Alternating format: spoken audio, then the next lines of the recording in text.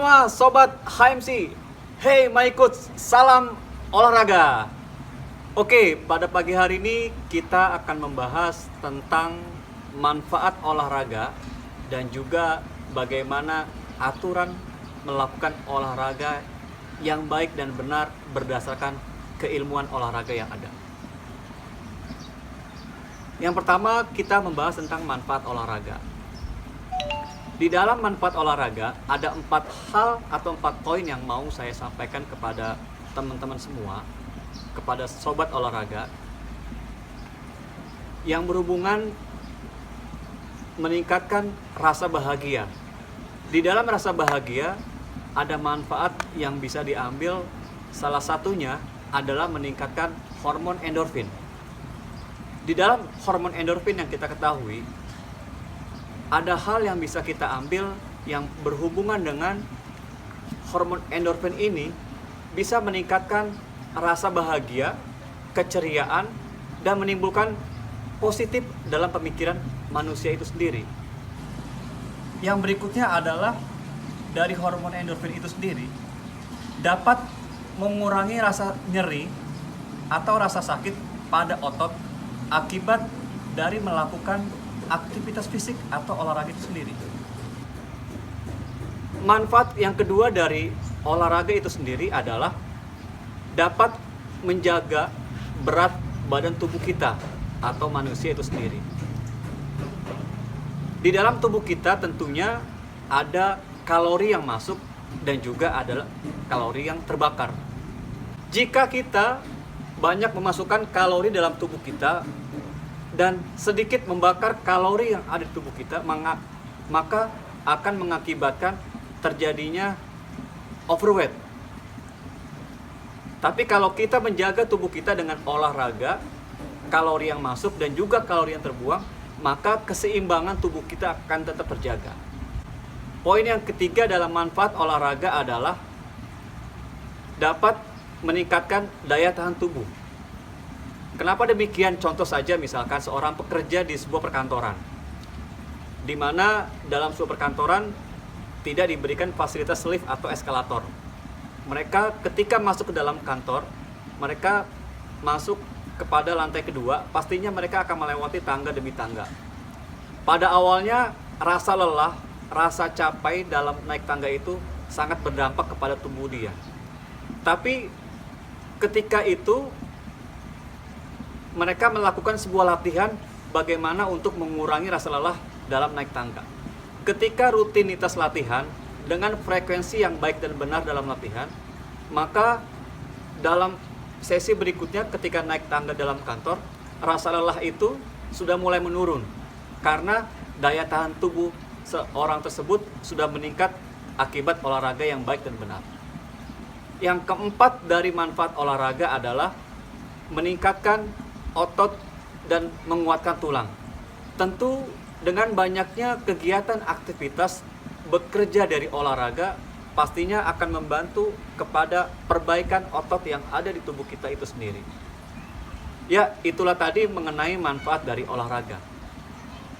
Yang kedua, tentang bagaimana aturan olahraga yang baik dan benar. Kami mengistilahkan ada 4 dalam olahraga yang baik dan benar. Yang pertama adalah kita menyingkatkan dengan unsur BBTT. Apa itu B yang pertama? B yang pertama adalah baik. B yang kedua adalah benar. Huruf yang ketiga adalah T, terstruktur. Dan yang T kedua adalah terukur. Ini yang harus kita pedomani, yang harus kita jadikan pagu untuk bagaimana kita mampu melakukan olahraga yang tepat tentunya. Oke, kita akan membahas jauh lebih spesifik lagi tentang istilah dari BBTT. Huruf yang pertama adalah B, yaitu benar. Benar dalam latihan ini kita membahas tentang dalam latihan itu ada 2 hal yang menjadi penilaian penting. Yang pertama adalah unsur fisiologis, di mana unsur fisiologis ini adalah berhubungan dengan organ tubuh manusia itu sendiri. bagaimana sistem kerja jantung, bagaimana sistem kerja paru, dan lain sebagainya. Yang kedua adalah unsur psikologis, di mana manusia pastinya memiliki unsur kejiwaan. Kita perlu tahu mengenai karakter dari seseorang itu sendiri. Ketika kita menjadi seorang coaches atau seorang pelatih, kita memiliki atlet yang tentunya karakternya itu berbeda-beda. Ada yang perlu dengan sentuhan secara halus, ada yang perlu dengan sentuhan secara tegas atau keras. Pastinya itu memiliki kejiwaan yang berbeda pula. Olahraga yang benar pastinya harus berdasarkan kepada keilmuan. Bagaimana tujuan olahraga itu sendiri, bagaimana manfaat olahraga itu sendiri, dan lain sebagainya. Huruf yang kedua adalah B, di mana B yang kedua adalah baik. Baik itu bagaimana penjelasannya? Penjelasannya adalah kita dalam olahraga, dalam memberikan satu program latihan atau treatment dalam praktek di lapangan, kita harus melihat siapa yang sedang kita latih. Apakah dia orang lansia, apakah dia orang dewasa, atau anak-anak. Pastinya porsi latihan, beban latihan akan berbeda pula, apalagi jika dibandingkan untuk kebutuhan seorang atlet. Jangan sampai ketika kita menjadi seorang coach, seorang pelatih, salah memberikan satu porsi latihan kepada kita punya klien. Ketika itu salah, maka akan berdampak kepada kesalahan tujuan atau malpraktek. Itu yang tidak kita harapkan. Huruf yang ketiga adalah T atau terstruktur. Terstruktur ini kita sebagai seorang perencana program latihan, kita perlu memberikan materi latihan sebelum melakukan sebuah praktek. Contoh hal kecil saja dalam satu unit latihan. Kita mengenal dengan 3 tingkatan. Ada pemanasan, ada inti, dan juga ada penutup. Ini adalah suatu rangkaian atau satu yang saling berhubungan yang tidak boleh diacak. Ketika latihan kita langsung masuk ke inti, lebih baik jangan dilakukan. Lakukan sesuai dengan tahapan yang tepat, dari mulai pemanasan atau pembukaan, kemudian dilanjutkan dengan inti, poin yang mau kita kerjakan. Yang ketiga adalah penutup, bagaimana cooling down-nya. Itu perlu kita lakukan secara baik dan benar. Ketika pemanasan, nadinya harus berapa denyut nadi per menit. Ketika latihan inti, berapa denyut nadi yang akan dicapai, tergantung dari tujuan latihan itu sendiri. Ketika recovery, apa yang diberikan, static stretching kah atau yang lain. Itu semua perlu kita lakukan sebagai seorang coaches. Yang keempat adalah terukur. Ini yang menjadi poin penting dari iptek olahraga, bahwa olahraga itu harus terukur. Contoh hal yang paling sederhana saja, misalkan olahraga itu berhubungan kepada intensitas dan juga volume latihan.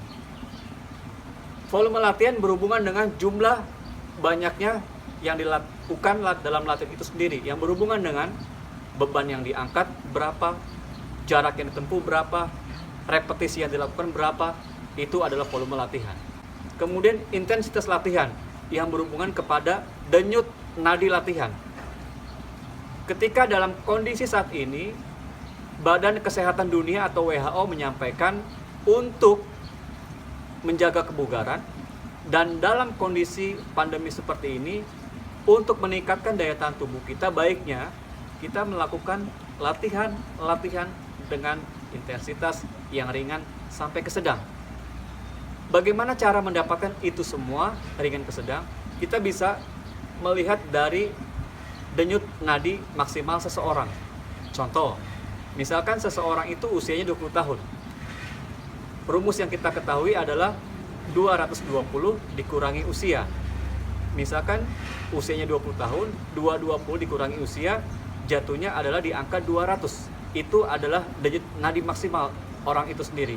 Tapi itu untuk orang umum seperti biasanya. Kalau untuk atlet pastinya ada perhitungan yang berbeda. Misalkan kita ingin mengetahui berapa intensitas 70% dari atlet itu sendiri. atau dari orang yang mau melakukan latihan kebugaran. Ketemulah angka 200 denyut nadi maksimal.